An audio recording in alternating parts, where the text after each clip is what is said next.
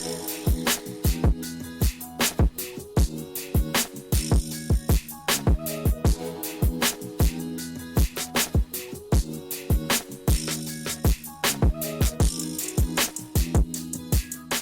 up everybody, it's Sean here, back today to give you guys a review of the Stone Island collaboration with New Balance on the FuelCell RC Elite V2 in this Angora and Mars Red colorway. Today's video is sponsored by the good people from Heffelux. Heffelux is my all-time favorite sneaker insoles, and they sell eTPU insoles, which essentially is the same material as Adidas Boost. So if you're looking to add some additional comfort for your shoes, be sure to check out their website, which is linked down below. And you'll see they sell 4 different insole options, so really depending on the type of insole density and cushioning setup you're looking for, there's going to be something for everybody. So I've been a paying customer of Heffelux for years now, and I honestly stand by their products. I throw it into a lot of my shoes, and they definitely make a difference. So if you guys want to check them out, be sure to use the code SEANGO at checkout and get 15% off your entire purchase, and be sure to tell them I sent you. So back to the shoes, this is a collaboration between Stone Island and New Balance, and to put it bluntly, the end result of this collaboration was pretty much not what most of us expected. So this FuelCell RC Elite V2 is one of New Balance's pinnacle running shoes, and this is an actual performance shoe. And I think a lot of us were surprised because we really expected the collaboration to be done on something like a 990 series shoe or even like a 2002R. So when images of this shoe leaked on the internet, let's just say the opinion on these was pretty split, which explains why the resale price for this shoe is pretty much just hovering around retail price. So these guys retailed for a price of $220 US or 300 Canadian, and the style code for this shoe is MSRCELTD, with the official color of this shoe being Angora and Mars Red. So these landed here in Canada on October 23rd, and I was able to grab this pair over at Haven. So first off, here's a quick look at the box, and unlike your normal New Balance boxes, this comes in a special black base box. On the top we have the Stone Island logo, on the side of the lid we have the New Balance logo, and then on the bottom of the box we have New Balance Tokyo Design Studio logo. And for those that aren't aware of Tokyo Design Studio, this is sort of like an offshoot branch of New Balance, which combines both their North American and Japanese design teams, and they release a lot of innovative and very creative products which are separate from their normal core products. So it's sort of like the equivalent to Nike Lab for Nike. So diving into the details of this shoe, so my first impressions is that this is a very lightweight sneaker. The upper of this shoe, which gives it that lightweight feel, this is constructed out of this off-white or cream colored mesh, which not only makes the shoe very lightweight, but it also makes it very, very breathable. Overlaid on top, so throughout the entire upper of this shoe, we have these synthetic overlays which look like they've been ripped apart, exposing that mesh layer underneath. So underneath on the right foot, we have the Stone Island logo, which is 3D printed on top, and then on the left foot, we have the New Balance logo. Moving downwards, we have more of these synthetic overlays, and the inspiration behind these overlays were taken from the New Balance 574. So in the mid panel of both sides of the shoe, we have this partially ripped New Balance end logo, and then moving further down, we have more of that exposed mesh, along with more overlays surrounding the bottom and top of the back heel. For the laces, so these come with these very stretchy cream colored flat laces, but they also give you a secondary pair of red colored laces as well, if you want to give the shoe a little bit more pop and another accent of color. Underneath this, we have a very thin tongue, which is constructed of what feels like a thin layer of felt.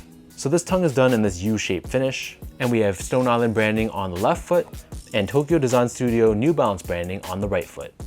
For the insoles, these come with a thin foam line insole, and again we have the respective Tokyo Design New Balance branding on the right foot and Stone Island branding on the left foot. So the upper of this shoe sits atop this very chunky New Balance FuelCell foam midsole. This foam feels very soft to the touch, and you can see it's given this sculpted look with these flowing lines that are cut out from the midsole itself. And then turning the shoe over to the bottom, the outsole here is also done in that same cream colored finish. We have this cream colored rubber overlay on the forefoot, along with these red rubber overlays on the back heel.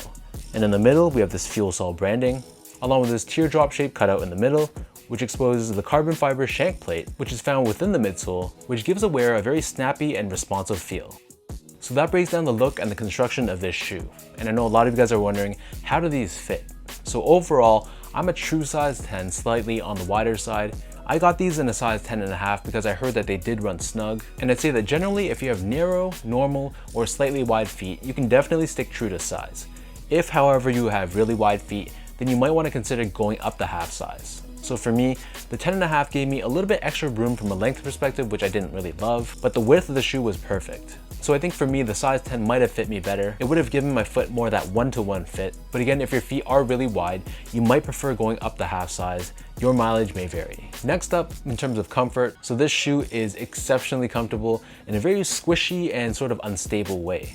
So this FuelCell midsole is very chunky, very soft, and very squishy. So with that said, with every step you take, you really feel the compression of this foam. And keep in mind, I tested these just for casual use. I just walked around in them and I did not run in them. So this is not by any means a performance review, but just for casual use, just for walking around in them. Like I said, the foam is very soft and very squishy. And in combination with the carbon fiber shank plate, it's very similar to the Nike Zoom Fly or Vaporfly in that it has a very unstable feel and almost feels like the shoe is rocking you forward and propelling you forward. So if you're looking for a very stable but cushioned shoe, then you're probably not gonna love these. But if you're looking for something that's gonna get you moving with a lot of cushioning underfoot, then you're probably gonna love these. Finally, in terms of the overall quality and craftsmanship, so overall this shoe is predominantly made out of synthetic materials, so the material quality was just okay. However, the craftsmanship on this shoe I thought was top notch. I love how they incorporate this ripped up design on this shoe, and they executed this design perfectly.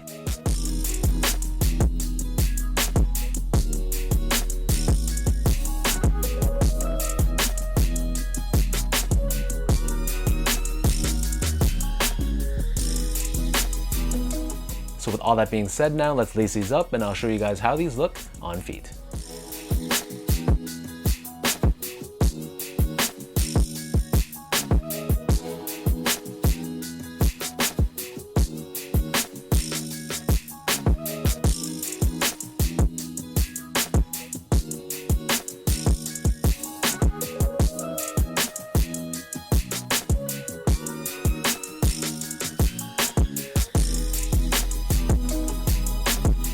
Overall, I gotta say this collaboration is sort of underwhelming for me. I won't say that I dislike or hate this collaboration. I think it's decent, but I think something a lot better could have been done between the two. I do respect New Balance and Stone Island though for giving us a collaboration on a performance shoe, when I guess the easy route could have been giving us something like a Made in USA 992. But hopefully this is just chapter 1 of many collaborations to come in the future, because I'd be very curious to see what they do on a more traditional casual model, like again the 992 or something in the 990 series. So let me know in the comment section down below what you guys think about the Stone Island and New Balance collaboration. For everyone watching, did you guys pick this up on the release date? Did you take an L, or did you just pass altogether? If you guys like this video, be sure to like, comment, and subscribe to this channel if you haven't yet. You can follow me on my Instagram at esco8, check me out on Twitter at sean.go, and visit my website as well at seango.ca. So until next time, thank you so much for watching. Hopefully you guys enjoyed this review and hopefully it helped you in some way, and I'll catch you guys all in the next one.